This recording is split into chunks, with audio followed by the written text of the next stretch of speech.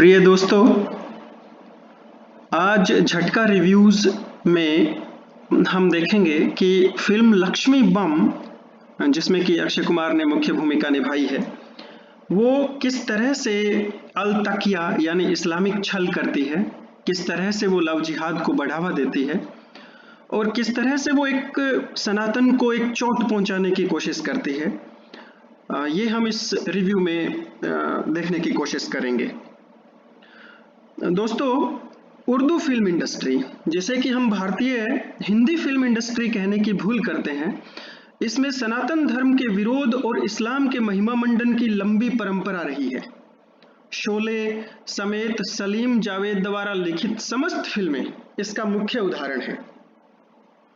इसी सनातन विरोध की परंपरा को एक नए ही मुकाम तक ले जाती है अक्षय कुमार और कियारा आडवाणी द्वारा अभिनीत फिल्म लक्ष्मी बम, जिसका नाम सनातनियों के मुखर विरोध और सुशांत केस के बाद बॉलीवुड विरोध की भावना को देखते हुए बदलकर केवल लक्ष्मी कर दिया गया था। तो आज इसी फिल्म का रिव्यू आपके समक्ष प्रस्तुत है। फिल्म की सबसे महत्वपूर्ण बात सबसे पहले आप भर के रखिए। फिल्म को निर्देशित करने वाली महिला का नाम है शबीना खां। फिल्म को देखने के बाद मुझे इस बात में कोई संदेह नहीं है कि इस फिल्म का नाम लक्ष्मी बम सनातन धर्म का मजाक उड़ाने और सनातन के प्रति सनातनियों को और ज्यादा औपचारिक बनाने के लिए ही रखा गया था। मैं विश्वास के साथ कह सकता हूं कि यह नाम शबीना खां के दिमाग की ही उपज है। इस नाम के पीछे एक वजह जो मैं देख पा रहा हूं, वह है इस्लामियों का नजरिया सनातन के प्रति और अधिक शिकाराना बना देने का, कि हम और ज्यादा सनातनियों का, उनकी लड़कियों का और ज्यादा हम एक तरह से शिकार कर पाए। ध्यान देने योग्य बात यह है कि फॉक्स स्टार स्टूडियो के हेड विक्रम दुग्गल, जिन्होंने अपने नाम की स्पेलिंग में एक बड़ी सी बिंदी शबीना खां का अनुसरण करते हुए लगाई है, उन्हें भी बिल्कुल शर्म नहीं आई इस नाम को अप्रूव करते हुए। सिंध में मोहम्मद बिन कासिम ने जब आक्रमण किया था तो राजा दाहिर ऐसे ही नहीं हार गए थे, ऐसे ही सनातन का नाश करके इस्लाम की स्थापना वहां नहीं हुई थी। हर युग में भंडारकन सामानी जैसे विभीषण हुए हैं। चलिए फिल्म पर वापस लौटते हैं। प्रत्येक विभाग में भोंडापना समेटे और मध्यमतरता को यानी इंटरमीडिएसी को, मीडियोक्रेसी को आत्मसात करती हुई इस फिल्म की कहानी में कुछ भी नया नहीं है, क्योंकि यह फिल्म कांचना फिल्म की रीमेक है। कोई भी पात्र आपको विश्वसनीय नहीं लगेगा, आपको इसमें इसके हॉरर से आपको डर नहीं लगेगा, इसकी कॉमेडी से आपको हंसी नहीं आएगी। यदि कुछ आपको आएगा तो वह है गुस्सा। लेकिन फिल्म सनातनियों के लिए एक चुनौती प्रस्तुत करती है। यह कहती है कि हम तो ऐसे ही करेंगे, रोक सको तो रोक लो। निश्चित ही यह फिल्म सनातन विरोध के प्रवाह को समझने के लिए एक बहुत ही महत्वपूर्ण कृति है। अल तकिया यदि किसी सनातनी को पता नहीं होता है कि क्या होता है, तो समझिए कि काफिरों में उनके अपने ही धर्म के प्रति नफरत का बीज बोते रहो, यदि आप इतने ताकतवर नहीं हो कि बलपूर्वक उन्हें मुसलमान बना सको या फिर उनका गला काट सको। लक्ष्मी बम शबीना खां के द्वारा कृत विशुद्ध अल तकिया है। फिल्म की शुरुआत में ही भगवे कपड़े पहने एक बाबा, जो कि निश्चित ही ढोंगी ही होगा, हरियाणा के रेवाड़ी जिले के एक गांव में लोगों को भूत प्रेत से निजात दिलवाने के नाम पर बेवकूफ बना रहा है। पूरे देश में से बेवकूफ लोगों को दिखाने के लिए रेवाड़ी या फिर हरियाणा का आइडिया कैसे आया या फिर इसका क्या मकसद है, यह समझना कठिन नहीं है, क्योंकि शबीना खां की मोटी बुद्धि के अनुसार हरियाणा के लोग निश्चित ही मूर्ख होते होंगे, जिन्होंने अपनी मेहनत और तेज बुद्धि से हरियाणा को संपूर्ण एशिया के आर्थिक रूप से सर्वाधिक समृद्ध क्षेत्रों में से एक के रूप में विकसित किया है। और रही बात रेवाड़ी की, तो कहते हैं यहाँ के लोग चलती ट्रेन के पहिए खोल लेते हैं, यानी असंभव को संभव बना देने का हुनर है इन लोगों में। फिल्म की जहां तक बात है, इसके मुख्य पात्र का नाम आसिफ है। पूरा नाम मोहम्मद आसिफ या फिर आसिफ खान हो सकता है। हम इस रिव्यू में उसका पहला नाम प्रयोग करेंगे ताकि एक पारदर्शिता बनी रहे। तो मोहम्मद आसिफ जो है वो एकदम से एक सीन में प्रकट होता है और जो बाबा, जो भूत प्रेत के नाम पर लोगों को बेवकूफ बनाता हुआ दिखाया गया है, उसको ढोंगी सिद्ध कर देता है। बाबा माफी मांग लेते हैं और सभी लोग मोहम्मद आसिफ के लिए तालियां बजाते हैं। जरा सोचिए, बाबा के स्थान पर दरगाह में मोरपंखी सिर पर फहराकर हर प्रकार के कष्टों का निवारण करते हुए जालीदार टोपी पहने कोई फकीर या मुरीद क्यों नहीं दिखाया गया? पर कैसे? क्योंकि फिल्म की निर्देशिका का नाम याद रहे, शबीना खां। मोहम्मद आसिफ जो है उसने एक लड़की यानी कियारा आडवाणी को भगाकर उससे शादी की है, और इस बात को गैस करने के कोई पॉइंट्स नहीं है कि लड़की हिंदू है। हिंदू लड़की का नाम रश्मि है और उसकी माँ उसके बाप को इस शादी से मनाने के लिए पौए में से पैग मारकर डराती है। आप सोचिए, कौन से सनातन के घर में कौन सी माएँ अपने पति को दारू पी के डराती है? लेकिन ये शायद शबीना खां की पर्सनल लाइफ में इस तरह की कुछ इंस्पिरेशन रही होगी जो उन्होंने सार्वजनिक की है। प्रत्येक मुस्लिम दर्शक को यह दिखाया गया है कि यदि आप हिंदू लड़की से शादी करते हैं तो कोई रिस्क नहीं है, क्योंकि माँ तो तुरंत मानी जाती है, भाई बेवकूफ होते हैं और बाप केवल नाराज भर होते हैं। इसलिए मैदान खुला है, मोर्चा मार लो। अक्षय कुमार जो कि फिल्म में कियारा का पति बना हुआ है, उम्र में उसका दादा या कम से कम उसका बाप लगता है। इस आदमी को खुद पर तरस खाना चाहिए। वैसे Canada, Bharat, income tax, Modi ji, धर्म, शादी, फिल्में आदि आदि, इस आदमी का पूरा जीवन घनघोर झूठ और अव्वल दर्जे की बेशर्मी का जीता जागता उदाहरण है। चलिए कहानी पर आते हैं। रश्मि का भाई जो है वो माता रानी का भक्त है, भजन गायक है, और जैसा कि उम्मीद है कि वह बेसुरा है, भद्दा है, मजाकिया है और सब उसके भजनों से घृणा करते हैं। माँ के दारू पीने से और भाई के भजन गाने से कॉमेडी पैदा करने की कोशिश जो है वो सफल नहीं हो पाती है। पूरा सनातन ही कॉमेडी का खजाना लगता है शबीना खां के लिए। कैसे? पाखंडी बाबा का जब भंडाफोड़ हो जाता है तो जो मोहम्मद आसिफ है वो सनातन के मंत्रों का मजाक उड़ाता है। ईम ब्रीम अग्नि पुदीने की चटनी। आप सनातनियों में कोई टॉलरेंस नाम की चीज तो बची नहीं है। तो बड़े आत्मविश्वास से मोहम्मद आसिफ उस सीन में कहता है कोई भूत नहीं होता है। वैसे ये जिन विन होते हैं या नहीं, कहते हैं कि 7वें आसमान से फरिश्ते जो हैं वो जासूसी करने वाले जिन्नों को तारे उठाकर मारते हैं। आसिफ शायद अपना धर्म ग्रंथ नहीं पढ़ता है, जहनुमी है। अच्छा, यदि आपने अपने पूरे जीवन में कुरान नहीं पढ़ी, हज नहीं किया, रोजा नहीं रखा, जकात नहीं किया, लेकिन एक हिंदू लड़की को मुसलमान कर दिया तो जन्नत और उसकी बेहतर हूरें आपकी हैं। मानिए कि समस्त झंझटों से छुटकारा है काफिर की एक बेटी को भगाने में। एक और शॉर्टकट भी है, वो फिर कभी अगले रिव्यू में बताएंगे। वापस आइए मोहम्मद आसिफ पर।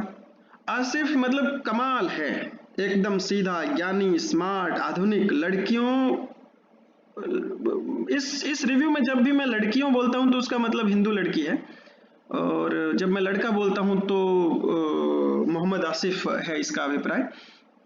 सबसे एकदम हाथ वाथ मिलाता है और समझिए कि शरीयत के कोड़ों का डर भी नहीं है। शायद कयामत में भी विश्वास नहीं करता होगा, पर जैसा कि बता दिया गया है उसने जन्नत पहले ही पक्की कर ली है। मोहम्मद आसिफ जो है वो जागो आवाम कमेटी का सदस्य है, लेकिन बजाय कि अपनों को हलाला, मुत्ता, तलाक, जिहाद, कुर्बानी जैसी पैशाचिक प्रथाओं पर जगाने के, सारा जागरण केवल हिंदुओं में ही पैदा करता है। उनकी लड़की को भी ले उड़ता है, जो कि निश्चित ही एक अंतिम उद्देश्य है दीन का और उस पर ईमान लाने वालों का। रश्मि का बाप आसिफ से बहुत नाराज है, और जब वह उसकी मर्जी के खिलाफ उसके घर में आ जाता है तब भी बाप उसका गला तलवार से नहीं काटता या गोली नहीं मारता, केवल नाराज भर होता है। 2-1 दिनों के बाद में बाप के मुंह से कहलवाया गया है, आसिफ बहुत अच्छा लड़का है रश्मि के लिए। मतलब सनातनियों को एकदम हलवा बताया गया है। मुसलमान लड़कों की प्रेरणा में कोई कमी न रह पाए, इस बात का भरपूर ख्याल रखा गया है। एकदम धुर हिंदू विरोधी विचारधारा का जीता जागता उदाहरण यह फिल्म आपको इस तरह से चातुर्य से प्रस्तुत की गई है कि अक्षय कुमार वाले पात्र का नाम मोहम्मद आसिफ है। यह बहुत देर बाद में, जब दर्शक पूरा हिंदू विरोध के पर्वा में आ जाता है ना, तब बताया गया है कि इसका नाम मोहम्मद आसिफ है। बीच में स्टार्ट और स्टॉप नाम का एक भोंडा गाना आता है आपकी छाती पर मूंग दलने के लिए। अच्छा, इसमें एक बच्चा है जो कि आसिफ के मृतक भाई का है। ये जो बच्चा है ये मेल है, यानी ये लड़का है, और उधर हिंदू परिवार में भी एक बच्चा है जो उसी की उम्र में है, लेकिन यह जो बच्चा ये फीमेल है यानी लड़की है। मेल बच्चा जिसका नाम शान है वह अपने से बड़ों को नाम लेकर बुलाता है, और इस फूहड़ आइडिया से दर्शकों को हंसाने की घटिया कोशिश की गई है। मोहम्मद आसिफ जो है वो बच्चे के सामने ही रश्मि को बाहों में भरता है और बच्चे को उंगली से इशारे करता है कि स्टार्ट, यानी बच्चा जो है वो समझता है कि अब कुछ इस तरह का काम होगा, इसलिए वो आंखें बंद करके दूसरी तरफ घूम जाता है और ऐसे रुआंसा होके बोलता है फिर से। मतलब ये समझिए कि मोहम्मद आसिफ के घर में ये रोज का काम है और बच्चे के लिए भी कि ये बड़ों को रोमांस करते हुए देखना ये सामान्य प्रक्रिया हो सकती है। अच्छा, फिल्म का एक सीन है, उसमें शान आसिफ से पूछता है कि रश्मि के माता पिता जो है वो क्यों नाराज हैं, तो आसिफ कहता है कि उनको मेरा मुसलमान होना पचा नहीं। इस पर बच्चा कहता है कि वो लोग आज भी हिंदू मुस्लिम पर अटके हैं क्या? तब आसिफ कहता है हाँ हाँ बेटा, वो आज भी हिंदू मुस्लिम पर अटके हैं। तो इस प्रकार से हिंदू मुस्लिम और धर्म की दीवारों को नहीं मानने वाला आसिफ थोड़ी ही देर में अपने ससुर से, जो कि उससे 10-1 मिनट की घृणा मात्र करता है, से अपने महान धर्म के बारे में कहता है। डायलॉग कुछ इस तरह से है, जैसा है वैसा ही मैं पढ़ के आपको बता रहा हूं। हमारे इस्लाम में ना हमारी नमाज की अहमियत पता है इतनी क्यों है? क्योंकि हम लोगों का मानना है कि प्रॉब्लम और सॉल्यूशन का फासला सिर्फ घुटने और जमीन तक का होता है और एक बार सजदा किया तो प्रॉब्लम खत्म। अब ये इसने कौन सा तर्जुमा, कौन से कुरान का कौन सा तर्जुमा किया है ये मुझे नहीं पता है, कौन से नंबर की ये आयत में ऐसी बात लिखी हुई है ये नहीं पता है, लेकिन एकदम सीधी सीधी इस्लाम की दावत है सनातनियों को कि आओ सजदा करो और सब प्रॉब्लम से निजात पाओ। वैसे एक बात आपको शुरू में बताना भूल गया, डायलॉग लिखने वाले महाशय का नाम फरहाद है। इस कहानी को धार्मिक आधार पर जरा उल्टा करके सोचिए। एक मुस्लिम लड़की ने भगाकर एक एक एक एक एक, एक मुस्लिम लड़की ने भागकर हिंदू लड़के से शादी की है, समझिए, और मुस्लिम सास अपने हिंदू दामाद को घर बुलाती है जहां उसका साला 5 वक्त की नमाज पढ़ता है और सब मिलके उसका मजाक उड़ाते हैं। यही नहीं, किसी मौलवी को धमकाते हुए यही हिंदू लड़का कुरान की आयतों का मजाक उड़ाता है और उनको तोड़ मरोड़ कर बोलता है। आप सोचिए क्या हंगामा बरपेगा। सनातनियों को पता नहीं क्या हो गया, एकदम टॉलरेंट रहे ही नहीं आप लोग। थोड़ी सी एक फिल्म आई तो आप बोलते हो कि हमारे धर्म पर चोट पहुंच गई। ऐसा मत करिए ना, टॉलरेंस दिखाइए सनातनियों आप। एक और गाना आता है बुर्ज खलीफा, जिसमें आसिफ उछल उछल कर भोंडेपन का नजारा प्रस्तुत करता है। वैसे आसिफ ये शायद भूल गया है कि संगीत जो है वो हराम है। कहानी के अंदर किन्नर का एक भूत जो है वो अदृश्य रूप से मुख्य पात्र है और इसी भूत को भगाने में जब हिंदू बाबा असफल हो जाते हैं तो पूरा हिंदू परिवार मिलकर एक पीर की दरगाह पर जाता है, जहां पर एक बदसूरत मौलवी हरे कपड़े और जालीदार टोपी पहने मौलवियों के साथ हिंदू परिवार के घर में रात के समय आता है और भूत को तुरंत काबू कर लेता है। मौलवी सिद्ध है, बाबा ढोंगी है। भूत के भूत बनने की कहानी फिल्म में बताई गई है। जब लक्ष्मी को पता चलता है कि वह एक किन्नर है और उसका हिंदू बाप उसे बहुत मारता है तो घर से बाहर निकाल देता है। वह भूखी प्यासी सड़कों पर तड़पती हुई घूम रही है। अब आप बताओ कि उसकी मदद कौन करेगा? एक मोमिन, और कौन करेगा? जालीदार टोपी और बड़े भाई का कुर्ता, छोटे भाई का पजामा पहना हुआ अब्दुल चाचा फरिश्ते की तरह टपकता है और सेक्सुअलिटी का भरपूर ज्ञान देते हुए लक्ष्मी का नाम फातिमा, आयशा या कुछ और करने के बजाय सीधा लक्ष्मी करता है और लक्ष्मी को बहुत ही प्यार से अपने घर में रख लेता है। लक्ष्मी जो है वो अब्दुल चाचा की मदद से बड़ी हो जाती है और जमीन का एक टुकड़ा खरीदती है। इस जमीन पर एक दुष्ट आदमी कब्जा कर लेता है। बताओ उस दुष्ट का नाम क्या है? उसका नाम है गिरिजा। गिरिजा जो है वो लक्ष्मी को मार देता है और अब्दुल चाचा का गला काट देता है।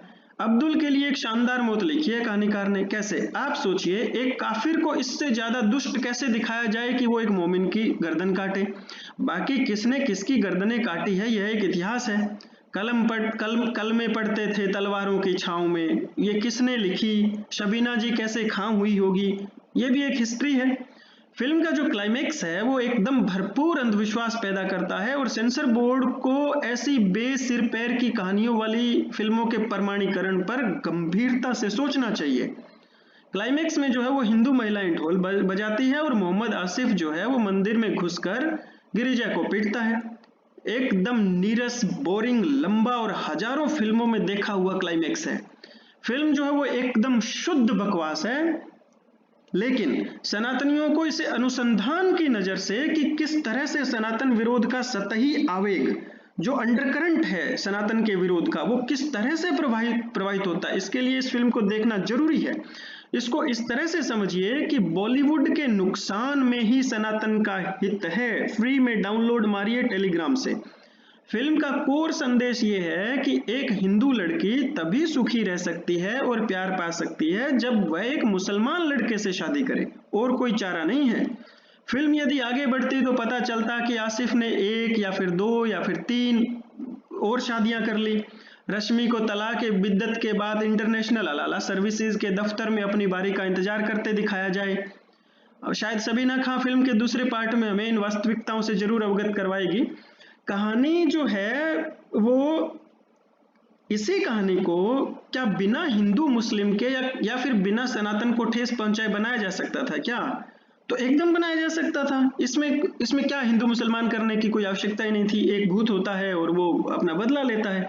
इसमें कौन हिंदू अच्छा है, कौन नमाज में ये है, ये लिखा है तो इसमें ये लिखा है, तो इसकी आवश्यकता नहीं थी। लेकिन अगर ऐसा नहीं होता तो दीन का मकसद कैसे पूरा होता? अलतकिया ही सही, दीन की जो है वो खिदमत की है सबीना खान ने। तो ये रिव्यू है, अगर आपको पसंद आए तो प्लीज़ इसको लाइक करिएगा।